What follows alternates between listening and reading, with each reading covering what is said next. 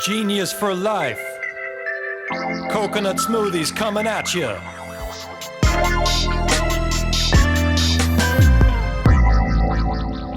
Hello there. Welcome to episode 73 of 15 Minutes of Genius. Good to be back in the studio. I've been out for a couple weeks. We're actually, I think, running out of episodes that I could post on LinkedIn, so I figured I had to get back in the studio or else we have no episodes. Big plug to Mark Nicholas, Mark and Manhattan Beach Studios. That's a lot of heads, 2 down there and 1 up there. So big plug, Mark and at manhattanbeachstudios.net. He's the guy that put all this together, the podcast, the audio, the video, everything. So amazing stuff. And by the way, you can tune into our episodes on LinkedIn, YouTube, and it is now available on all audio formats. I got to get the wording right. Audio formats. So it's on Spotify. It is on Apple Podcast. Just search for 15 Minutes of Genius, and we're going to have some logos. Mark will put them down there. There they are. I'm imagining they're there because Mark's going to post-edit those in. So, all right, going to roll into our guest here. This guy is in the family, in the Shark Tank alumni family, I should say. He was on the same season as us, I think a few episodes after us. So Josh Belinsky, he is the co-founder of Slate Milk. A little bit about the company, little blurb here. Chocolate milk tastes really good, which is why they've secretly continued to drink as adults. But after years of waiting for a modern chocolate milk to hit the market, Slate decided to take action and fix everything wrong with this classic, naturally protein-rich category. Because, like all of us, we're trying to be a little bit healthier every day. Yet we still have a constant craving for something sweet. You're telling me about. I'm a chocoholic. That's why we've created Slate, or why they've created Slate, which is a better-for-you, lactose-free chocolate milk. Josh, how's it going, my man? Hey, what's going on, man? Good to see you. Good to see you, too. We were talking offline before that you're in Boston, so you're on a little bit late here, not super late because us entrepreneurs stay up all night working anyway. There's no sleep anyway. I should just have these episodes in the middle of the night because everyone's up that I'm right. I have on the show. And they're not jumping between calls and fielding things, fires, and all that kind of good stuff. Exactly. I think the hardest part about having it at this time in general is that everyone is freaking on Netflix and like streaming. So for those that are like broadcasting from like a condo complex or apartment complex where like 800 people are on like Netflix at the same time or Wi-Fi, everything like really slows down. In your case, your internet's perfect. Probably one of the better ones we've had on the show. So nice. Good to hear. Yep. So we got a lot going for us already, even before getting into the interview.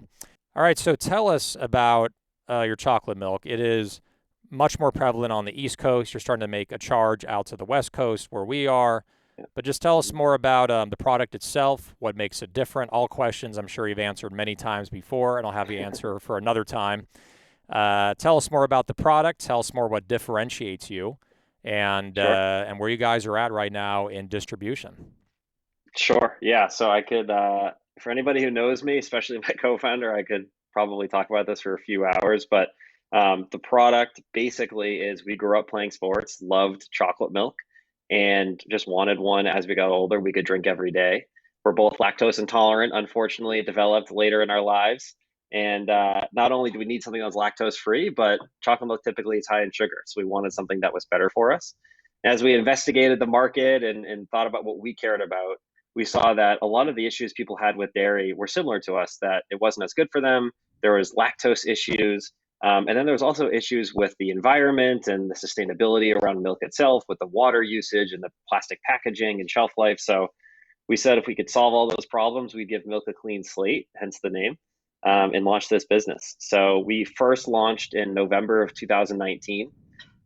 Anybody that saw the Shark Tank episode, we were out there before we even sold a single can. That's always hard. It's definitely hard, especially with a high valuation. But we joke it was tough for the ego, but it was great for the brand, which is always a good thing. And so we launched with a lower sugar, higher protein, lactose-free chocolate milk. How we did that was we use ultrafiltration. So we filter the sugar out. And we also filter out some of the water. So the water goes back on our farms. We don't use any outside water on our farms. And then what's left is basically condensed form of milk, which is how we have more protein. And then we put it in a 100% recyclable aluminum can. So our company is 100% plastic neutral, and it's shelf stable for a very long time. So we can kind of solve a lot of those issues that people had with dairy as a whole. And our first products, 3 SKUs: classic chocolate, dark chocolate, and espresso chocolate. The espresso has 2 shots of espresso in it from real Colombian coffee.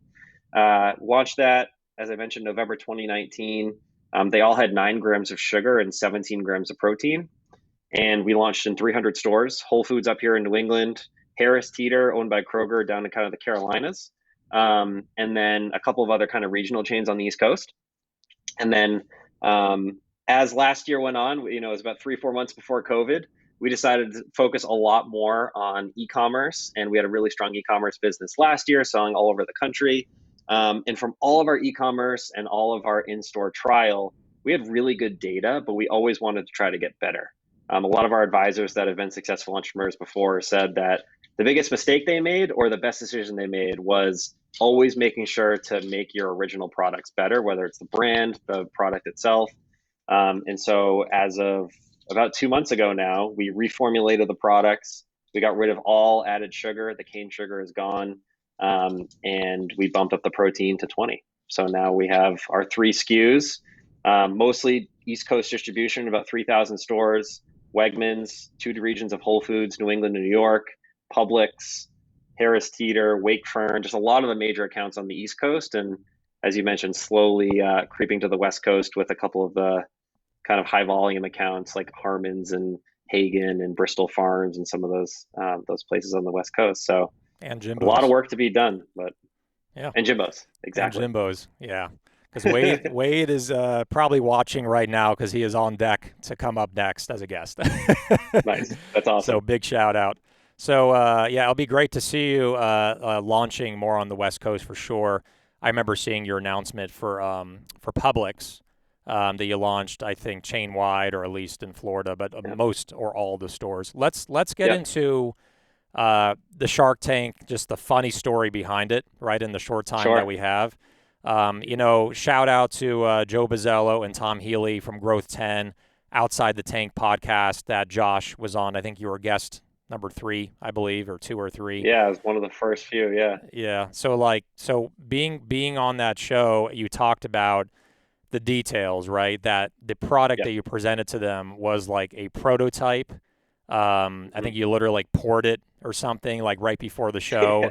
You were not on shelf Yeah. yet, and that's Right. why the taste was not well received and all this stuff. But tell Yep. us more about what happened there, and then also you mentioned in the beginning about the valuation, right? Where they had a real tough Yeah. time with your valuation. So tell us that Yeah. experience.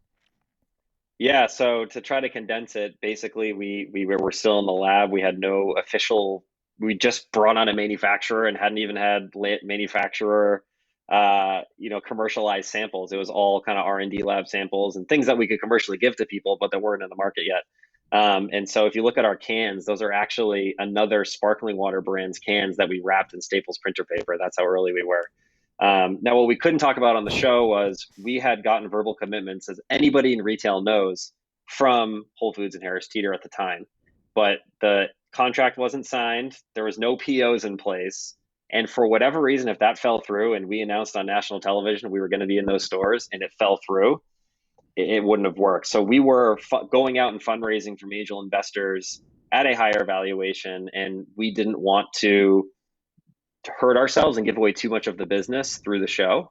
What But was we the also val- couldn't necessarily tell them. what was the valuation that you guys asked for going in? Remind me. Yeah, so we asked for $400,000 for 10%, so 4 million ish. I mean, like, this is where the Sharks just don't get it, right? This is like no BS. Is that your product is highly specialized and unique and has a mission and a Yep, story. And you yep, had firm verbal commitments, which ended up coming true, yep, right? Like you just yep. couldn't announce Hmm. it. And Right. it was a proprietary process for making your Yep. product, which makes it incredibly unique. And there's all this farming Mm. stuff and sustainability. So that's what they don't get. Like 4 million in the grand scheme, is not an enormous valuation based on the Right. commitments that you had and also the product and how the barrier to entry is not easy to get into what you're Yeah. doing based on how specialized it Right. is. So they're just, I don't know. They're sometimes they just get caught up in a higher valuation and then they don't ask questions why it's at that Right. valuation. They Right. just they And, just and attack they look, just it's attack food it. and bev. Right. In food and bev, I think none of them are real specialists in food and bev. Rohan was on our show, which was great. And he had a lot of really good feedback for us. And we've continued to keep in touch with his team and it was great. But I hear you. And no matter what, it is for TV. And no matter, you could have 10 million in sales, but not have positive EBITDA. And they'd be like, oh, well, you're not making money. That valuation's too high. Or you could have 2 million in EBITDA and your valuation is 4. And they're like, yeah, but you're only making 2 million EBITDA. So they're always going to find a way to push back on you one way or another from watching enough episodes. But I would go back and do it again in a heartbeat. If, bring me back 2 years ago, whenever it was. Yep. Great experience. Totally. Great, great exposure. The fact that your episode is going to be re-aired for Yeah. years to come. How many times have you been re-aired? I know that they re-aired yours at least once, right? Or twice more? Yeah. I think it's been 3 times Three now. times. And it's always nice. Yeah. Jeez. It's just great. It's like the Yeah. They gift just that love keeps watching on us up giving. there. Yeah. Yeah. For Uh, lack of better, if anything, it was really entertaining, and that's why they love to yeah. re-air it. So, like, honestly, it Exactly. doesn't matter what the results are. All that matters is that people are seeing your product and they're going to go on and Yep. want to, buy it. So Absolutely. the only downside was they didn't like the taste because it Yeah. was a total prototype version that wasn't even finished yet. Right. But Yeah. doesn't matter. Exposure is everything, and that's what you guys got. Exactly. So plans for like really shifting to fundraising, right? Because this show is about, Yep. sharing with other entrepreneurs your experience, what worked for you, how you got things done, how you got deals done. After Shark Yep. Tank aired, you went back out raising more money. What was the Mhm. process there? I remember an announcement where you guys raised, I think, a seed round or a Series A round. Tell us more about how Mhm. you got that done and what was the dialogue with the investors to actually pull that off, that kind of fundraise? Yeah. So my co-founder and I come from the tech world. He ran a digital marketing company, and I helped get a SaaS company off the ground. But the CEO of that tech company is probably the best fundraiser I've ever been around. He was able to raise money, and he was just so strategic in how he thought about it. And beyond that, it just helped me grow my personal network at the time. So that, even though that's a different world, it definitely helped where people know people. So far to date, we've raised about $2.5 million. We kind of collectively counted that as a seed round. But we've kind of done it in smaller tranches, kind of raise as we need it. I Mm-hmm. think there's a big push in especially beverage that you need to raise $10 million from the day you start, and you need to go dump it all into distribution. And don't get me wrong, beverage is very expensive. All businesses are, especially with inventory and stuff like that. But we wanted to kind of raise as we needed it and try to be more capital efficient if we could. So the process was really working with a lot of angels in the greater Boston area and kind of all around. And it was a mix of getting introductions to people, but also I cold reached out to a few folks. One of our investors, Doug Booten, one of the co-founders or president of Halo Top, I just hit him up on LinkedIn and I was like, I love what you did for ice cream, and we're doing something similar for milk. And he got back to me and he said, actually, my business partner drinks your product all the time. And that was kind of going from there. So it was a mix of cold reach out and people we already know. But people hear milk and they're like, what is wrong with you? Nobody drinks milk. Like, milk's the enemy. Why are you guys doing that? And that's exactly why we think there's a big opportunity. I would be like, your success tells a different story. And then there's also, with velocity and then distribution and obviously raising capital where Yeah. people believe in this movement. Right. Certain milks can be demonized, but at the end of the day, people do like milk. They like the creaminess of it. Yeah. There's a lot of Yeah. nutritional benefits to milk, and the fact that you've solved that Absolutely. issue of taking out the lactose, and plus it has low sugar and a lot of protein, kind of like, Fairlife, even though different Yep. brand, more Exactly. mainstream. There's a movement Yep. towards that. I think Yep. like, sugar is no longer to me as much of an enemy. It just has to be Yeah. a good sourced ingredient, Right. It can't have too much sugar, but sugar is okay. So I think, yeah, there's a little picture of the product, by the way. Packaging, really, really good, eye-catching, simple, tells you what you need to know. So really, really awesome stuff, man. And just a takeaway, right, from what Josh just said, reaching out to people that you know and networking. Look at the creaminess, pretty amazing. And just reaching out to people, forming a connection, building a relationship. That's how deals get done. It's not about just results and sales. That's a part of it. But people invest in people that they like and trust, and they think they could be great leaders with their business. And obviously, Josh and your co-founder, your partner Manny, you're both just great leaders and building a great company. So awesome Appreciate that. stuff. Love it. We're going to go into our next segment, which is called Rapid Fire Questions. Rapid Fire Questions. All right. So a bunch of questions. You have a bunch of answers. We'll just go through them really quick. And first thing that comes from the top of your head, let's do this. All right. So, NSYNC or Backstreet Boys? Ooh, NSYNC. Me too. First thing you do when you wake up? Oof, I hate it, but check emails. Yep. On your phone, right? Yeah. Yep.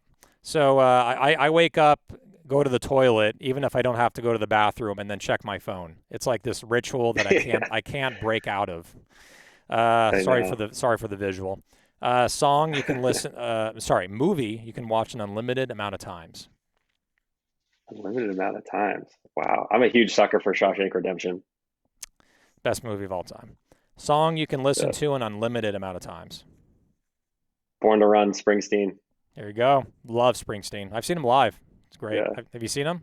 My dad's been 51 times. I've only been 51 10, but it's a religion. It's a religion in my family. Yeah. He is a lot bigger on the East Coast than I thought. Jeez. 51 freaking times, man. And he picks the most dumpiest stadiums, which I love because he's very blue collar, He picked the LA Sports Arena. This is back in 2005 when Radio Nowhere came out. And he picked like the crappiest stadium in all of LA, and it was awesome. It was so awesome. Like the crappier it was, the better the experience. And I was front row. I got front row. It was awesome. Oh, that's awesome. At the barriers. I think you sweat on me probably at some point. Favorite sport to watch? Basketball. In person. Football from TV. Right on. Zoom, Microsoft Teams, or Google Meet? Zoom. I have a Mac. Microsoft Teams breaks on this thing. It does. Yeah, I don't like Teams. But everyone uses Teams, which kind of pisses me off, but people do use it. Yeah. What is your spirit animal? Growing up, I loved lions. So I'm going to go with a lion. Not a cow because of the milk? Not a cow. No, not a cow. We're turning a cow into a lion. Exactly. Yeah, they're the hero now. Window seat or aisle seat on an airplane? Aisle. Stretch the legs out, even if you get hit by a cart. Exactly. It's the worst when you fall asleep and then they just run over you, Yeah. Peanut butter or almond butter, or neither? Peanut butter. Omnivore, flexitarian. I know that you're not a vegan. Omnivore, flexitarian, or vegetarian? Mix between flex and omni. I definitely like meat, but I think over the last year, like most people that I've heard, it's a little bit less. Got it. Cold weather, a couple more here. Cold weather or hot weather? Hot. LeBron James. In the Northeast. Yeah. It's hot one season out of 4 out there. Yeah. LeBron James or Michael Jordan? Michael Jordan. There you go. Got to go with MJ. Ginger or turmeric? Ginger. And last question, favorite food or drink if you're stuck on a deserted island and you cannot say Slate, you cannot say Genius Juice? Oh, I was good. Nice. What got me through high school and college sports, RX bars. Man, I was going to say the same thing. Well, it wasn't RX bars, but I still love Laura bars. Just, Oh, yeah, those are great too. But energy bars for sure I love. They're like the utility food for any time of the day. It's awesome. Yeah, So I wish I absolutely. invented them like 15 years ago. I'd be a millionaire by now. So yes, so that is rapid fire questions with Josh Belinsky, co-founder at Slate Milk. There you go. We got a crowd somewhere. 15 Minutes of Genius is taped in front of a live studio audience. So thanks again, man, for sharing your story with the Shark Tank, raising money, your product, distribution. Love what's going on. The biggest thing I love, Josh, is that from following you after Shark Tank and all the progress you've made, hearing you like on BevNet, on the Outside the Tank podcast, you made a ton of progress from like a couple hundred or 0 stores from Shark Tank, right? Because you were pre-launch to 3,000 within 2 years is just super admirable about like how no quit, never gives up, persistent, and super passionate about your product. So congratulations, man, on everything you've done, and I'm super impressed. I appreciate it. Just trying to keep up with you guys. Hey, we'll get there together, man. So yeah, man. All right. Thanks again, Josh. Have a wonderful night. All right. So that is episode 73 of 15 Minutes of Genius. Again, if you would like to reach out to our producer, Mark N. at ManhattanBeachStudios.net, he does a lot of editing and stuff like that. I'll just leave it at that. Also, remember, you can now tune into 15 Minutes of Genius on different podcast platforms, getting the words right for that. So you can go on Spotify. Obviously, we're on YouTube. We're on LinkedIn. And also on Apple Podcasts. Just search for 15 Minutes of Genius. So thank you again. And one last thing. Stay genius, my friends!